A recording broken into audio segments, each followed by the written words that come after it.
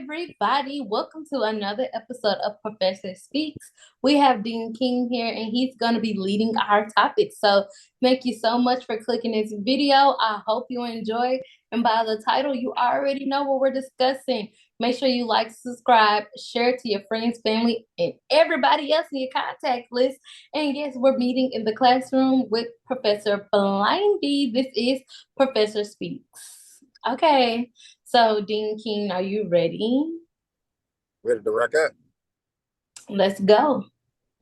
I'd like to know, can you give us a quick rundown on the last 5 years?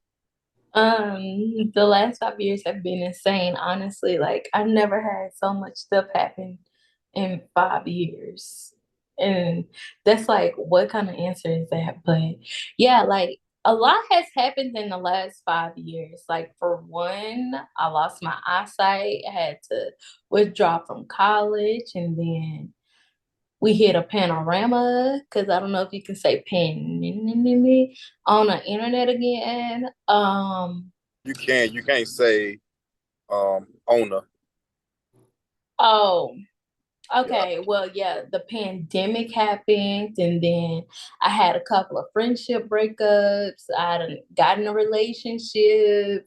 I done had kids. I moved out the house. So a lot has happened. I done lost a lot of people. It's been a crazy 5 years, honestly. Okay. And that was gonna lead up into gonna seem like a crazy question, but what do you do to cope and maintain and to stay steady? Like some people have vices like reading, drinking, Mhm. vaping, nicotine, all that. Like for you, how do you stay sane in the Uh, same 5 years? well, how I've stayed sane is knowing that I'm destined for more. I'm destined to do more and be greater than the situations that I have endured and that have occurred.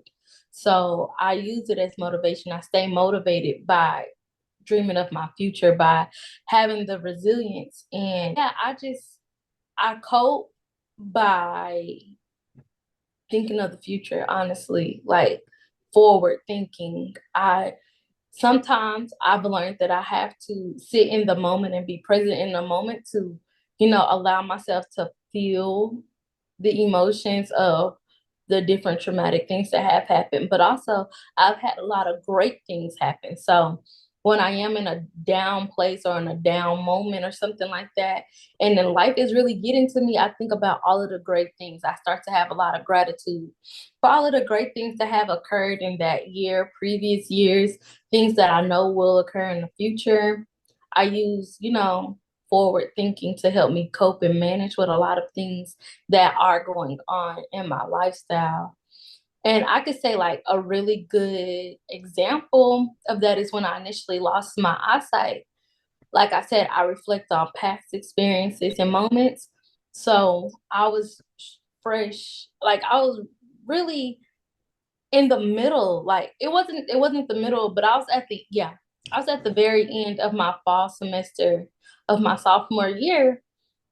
And so I had all of the memories of what I had did at the beginning of the year, in the middle of the year, and stuff like that. So I use those memories to help me not stay so sad about losing my eyesight.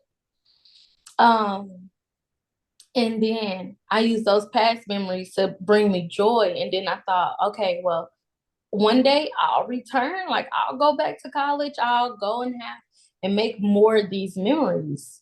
So it's like one of my favorite sticky notes of the day is to cope with hope, but don't mope. And that's kind of what I've lived by, not moping around, because it's not really helping to have a pity party, but having hope for better days. So, yeah, that's one of like my biggest things to do: cope with hope, but don't mope. Okay. And so basically, like, it's just you know that you're destined for greater, and just thinking back on all the fun memories you had before even losing your eyesight, that keeps you motivated. Mm-hmm. Yeah. And and so yeah, just using that alone still it just be like, how are you still doing that with just that? And but just what you saying that you're destined for greater, like what are some things that you have in mind? Like what are some things you're trying to achieve for the future? Well, some things that I am trying to achieve are creating a legacy for myself and my family. Also, not just a legacy or create a name for myself, but I want my kids' name to be cemented in history books and everything else like that.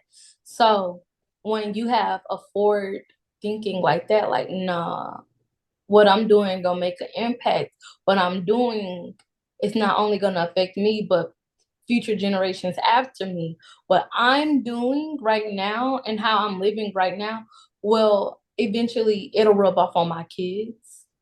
It'll rub off on my other family members, my little cousins, my little sisters, my big sisters.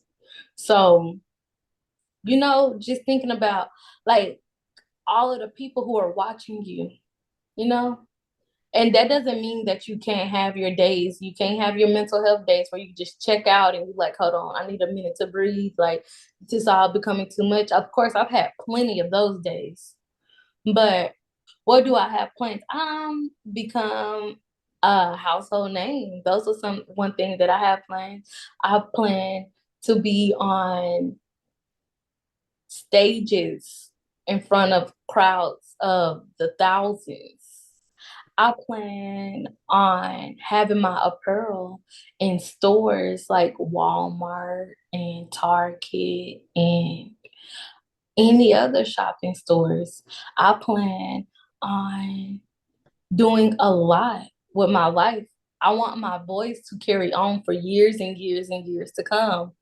I want something I say today to affect and resonate with somebody 40 years from now. So that's what I plan on doing. That's what I'm setting myself up to accomplish. And it's taking time, but everybody isn't an overnight sensation. Sometimes you have to sit and do the hard work, climb through the mud, pull yourself up by your bootstraps, as old folks would say. So, yeah. Yeah, what you got, what you're working towards, yeah, that is like the best high than just doing something recreational just to stay afloat. Like your dreams and admiration, I see why that is just holding you up. But you mentioned your kids or your sons, so Mm. you think another driving force for you to just continuously uh, work so hard and thrive so hard is because you're trying to set an example for your sons and other people that are close to you and your family to show you like, hey, just because I'm without my sight doesn't mean that you can put me in a boat of being handicapped or helpless. I mean, a lot of people say, "Oh, my kids are my inspiration," or something like that. My kid, I would say they aren't my inspiration because I was on this path and on this journey before they even came along. So that having them didn't inspire me to do better with my life. Now it is a driving force because now I have mouths to feed. I have bigger responsibilities than myself. So yes, it is a motivation, but I wouldn't say that my kids would necessarily inspire me to do what I do because I was already doing that before them. So yeah, I would say that um coping, especially with my kid, like I lost one of my sons, and now I will say losing him did inspire me to go harder. That was like, oh, life is too short. you gotta go hard. Like you gotta put your all into this because what you lose your son for, you know? And that's just a way that I have, decide to take his death like this is here to help propel you, you know?